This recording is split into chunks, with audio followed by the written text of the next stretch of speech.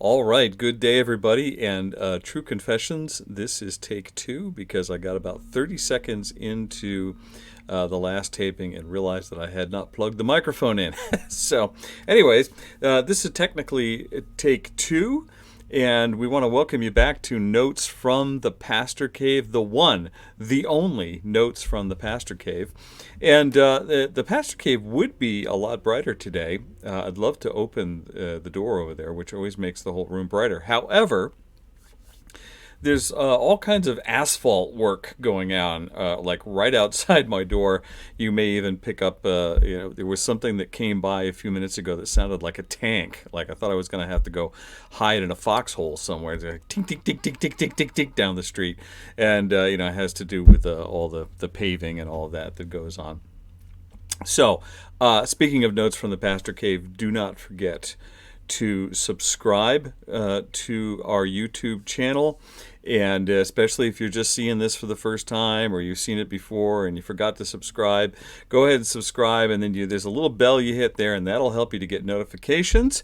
And we want you to catch the wave and subscribe today. So, anyways, the little plug is over with, and we're going to get right into the very end of Exodus chapter 16. So, right at the end, it says, Moses said to Aaron, and we covered this last time, take a jar and put an omer of manna in it, and place it before the Lord to be kept throughout your generations.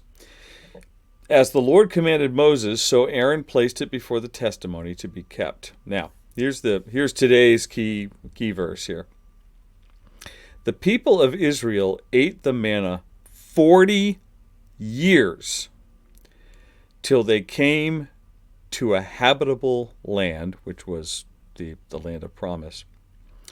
And they ate the manna till they came to the border of the land of Canaan.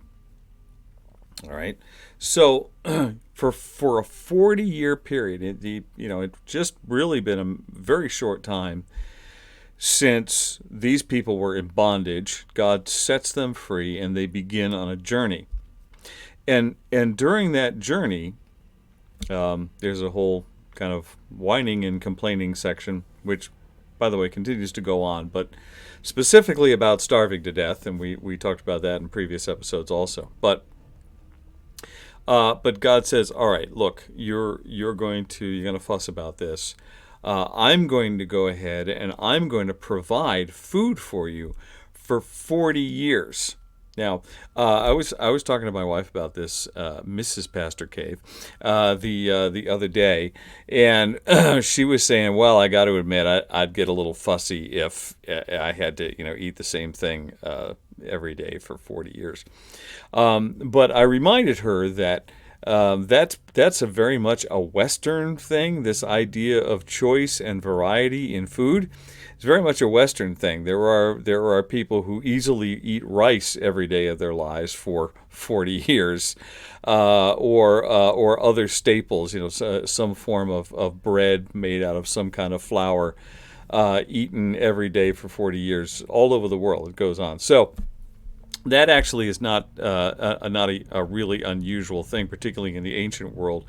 Would not have been an unusual thing to eat the same thing for 40 years.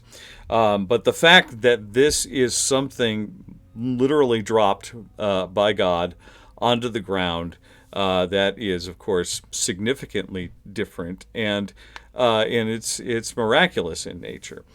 But that particular verse, the fact that they did that for 40 years until they came to a place, really what it says, because when they got to Canaan, they found out that it was a land flowing with milk and honey. In other words, it was a land that was full of its own provision because of not only the land itself, but the tribes that had been there beforehand had done some cultivating and different things.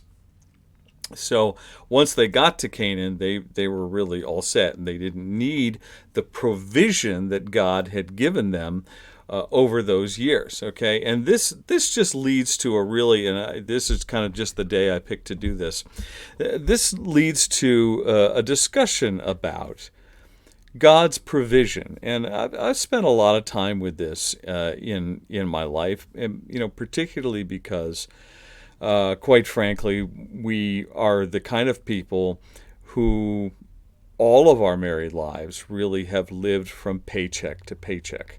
We fall into that category, and so we have seen in our lives, just really from the beginning, we have seen this idea of God's provision, God providing enough, not getting wealthy, not getting rich, but definitely seeing the hand of God, the provision of God, yearly, monthly, weekly, daily, seeing the provision of God. Okay, so it's caused me to spend a lot of time thinking about this idea of provision and studying the scriptures about this idea of provision, and it actually helps to explain a lot of different things in our lives. I know. I've had people come to me for counsel who are, they've got some dream that they believe is a God dream for their lives that they want. They believe that God will fulfill through them in time. But they're not there yet. There's some education that still has to take place, or there's some experience that has to be, or just divine timing that needs to take place. And so they come to me and they say, am I being unfaithful to the Lord by taking a job over at Dollar Tree? Or Dollar General, Family Dollar, or whatever. Someplace I don't. This is not a place that I want to make a career out of. And by the way, making a career out of Dollar General is not a bad thing. It's just something that most people don't do. And retail management is tough. And there are certainly some people, if you can feel called to retail management and you can maintain your testimony within retail management, and you can be an influencer there, go for it. Maybe God has called you to do that. But I'm talking about the guy who doesn't feel called, or the girl that doesn't feel called to work at Dollar General. They just need a job. They just need to put some food on the table and keep the electricity on. And I always urge people, go for it, because this is God's provision. God has opened up a door for you to work at Dollar General, and it doesn't mean that you have to devote your whole life to it. It doesn't mean that you have to pour all your life energy into it. It just means that God has caused this thing right now in your life to be a provision for your life right now, because you still have to eat, and you still have to have the electricity on, and those kinds of things, and pay your bills, and not have your car repossessed, and all those kinds of things. But so this idea of provision, I think we go a little too crazy sometimes about I got to find the perfect sweet spot for what I'm doing, for what I'm doing, my calling, my ministry, whatever it is that God has called me to do. I've got to do that, and we want to pigeonhole that like every moment of every day. Well, there are things that lead up to other things, and there are things that happen provisionally. God meant to set them free from Egypt, and God also meant to put them in the land of Canaan. But there's a traveling place in between there. There's a space in between those two events, and of course their actions made it much longer than it needed to be. But the space was still there. They were still going to have to go from point A to point B, and they were going to need God's provision during that time. All right. So sometimes we go just a little too crazy with I've got to only do what I think that I'm called to do with this. Sometimes you just need food on the table.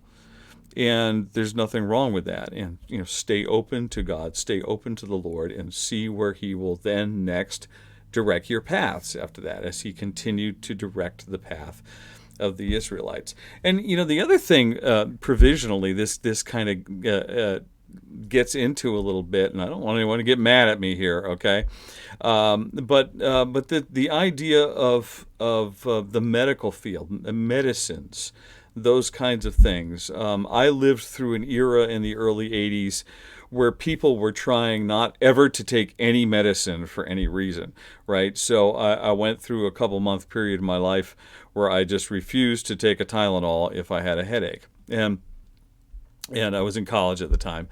And, what I discovered was that really my life was a lot better, and I could be a better student, and I could be a better friend, uh, and I could be a better human being if I took a Tylenol when I had a headache. Okay, and it didn't take me long to kind of figure that out. I wasn't being unfaithful to God. I wasn't exercising a lack of faith. Okay, what I was doing was I was taking God's provision, which aspirin, Tylenol, different medicines. I'm not going to say that I think that all medicines are great, okay, but they are God's provision.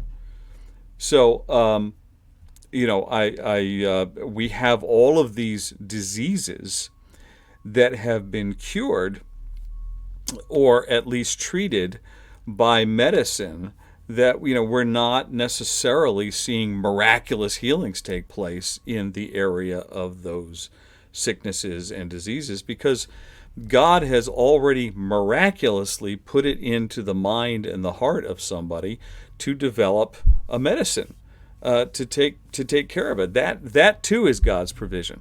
It's God's provision to inspire scientists and medical people to come up with cures for things. And they're not all good, and I'm definitely not a blanket medicine guy. I don't really believe in just sticking a pill down my throat every time something's wrong. But we have to recognize that most of what we experience in medicine is God's provision, God providing for us. And then we have this whole other category of sicknesses and diseases that have not been cured, and that's where we need God's divine intervention. We need the supernatural. We need the miracle in terms of those things are concerned. But I don't need a miracle to cure my athlete's foot. I just need to go buy something to put on my foot to get rid of the athlete's foot. Okay, so that's just kind of a little discussion on the idea of God's provision, and how it kind of mixes in with our everyday lives, because provision is actually, I think it's a bigger deal than we make it out to be, and we don't think of it in those terms all the time. So just some thoughts for you to ponder. If you have any questions or comments, you can always put them in the comment section below this video, and please be kind. And we have other things that end up in the comment section sometime, and we remove them as quickly as possible. There's just a whole group of people out there that like to post pornographic links in YouTube videos. I don't know why. We try to get those down as quickly as possible. But please, if you have a comment or a question, we'd love to hear from you in the comment section. So have a great day. God bless you. Vita brevis, gloria aeterna. Life is short. Glory is eternal.